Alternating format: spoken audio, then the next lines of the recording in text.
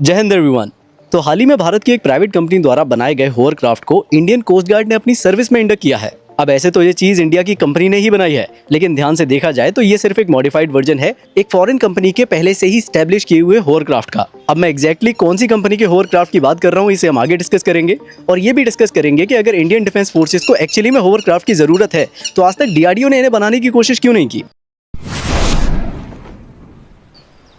अब कहानी शुरू होती है लेट 1950s में। तब भारत के डिफेंस मिनिस्टर हुआ करते थे वीके कृष्णा मेनन, और तब एडी को ज्वाइन किया था डॉक्टर एपीजे अब्दुल कलाम ने। और ये वही वक्त है जब भारत ने एक प्रोजेक्ट शुरू किया था, प्रोजेक्ट नंदी।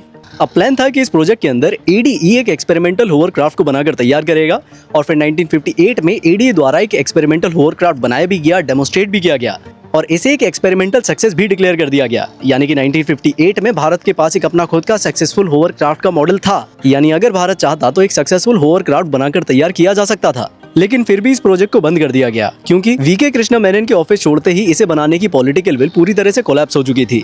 इसे उस वक्त की जरूरत कंसिडर करना बंद किया जा चुका था, जिसके बाद फंडिंग भी रोक दी गई और एट द एंड इस प्रोजेक्ट को शेल्व कर दिया गया। यानी प्रोजेक्ट नंदी तो यहाँ खत्म हो चुका था, लेकिन कहानी यहाँ से शुरू होने वाली थी, क्योंकि अब बात है 1980 से 1990 के बीच की। तब इंडियन कोस्ट गार्ड को ये समझ आना शुरू हो चुका था कि sir creek, gulf of Kutch, mud flats और टाइडल एरिया कुछ ऐसी भी जगह हैं जहां हर जगह बोट नहीं जा सकती, होवरक्राफ्ट की जरूरत है। इवन आगे जाके इन चीजों की डिमांड और ज्यादा बढ़ने वाली है। अब क्योंकि हर जगह पेट्रोल बोट नहीं जा सकते, इसीलिए होवरक्राफ्ट के अलग अलग ऑप्शंस को एक्सप्लोर करना शुरू किया गया, और सन 2000 के आसपास फाइनल किया गया यूके की एक कंपनी ग्रिफॉन होवर वर्क के एक मॉडल 8000 टीडी को। टोटल 6 होवरक्राफ्ट का यहाँ ऑर्डर दिया गया था, जिसमें से 2 डायरेक्ट डिलीवर होने थे और 4 इंडिया में असेंबल होने थे।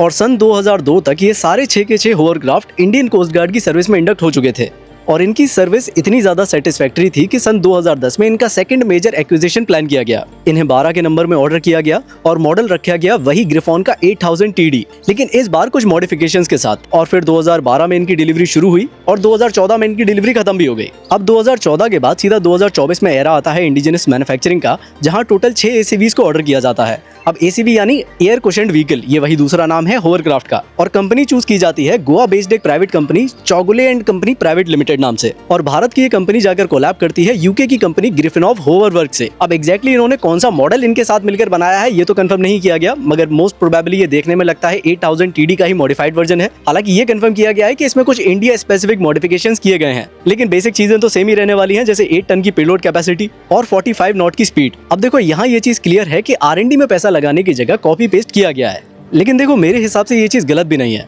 क्योंकि होवरक्राफ्ट कोई ऐसी टेक्नोलॉजी नहीं है जो कोई देश आपको देने से मना कर दे, या फिर अगर आप उसमें टाइम लगाओ तो आप ना बना पाओ।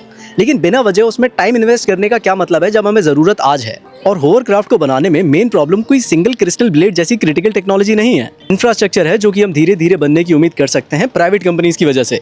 इनफैक्ट अभी जो होवरक्राफ्ट बनाया गया है उसमें भी कंपनी के हिसाब से 50% इंडिजिनस कंटेंट है, और अगर शुरुआत से R&D में इन्वेस्ट किया जाता तो हो सकता है यहाँ टाइम भी ज्यादा लगता और खर्चा भी ज्यादा ही हो जाता। इवन इस कंपनी का भी प्लान है कि फ्यूचर में इस होवरक्राफ्ट में इंडिजिनस कंटेंट का नंबर 80-90% तक बढ़ाया जाए। So I hope I was able to clear my point. समझ आया तो सब्सक्राइब करो। जय हिंद।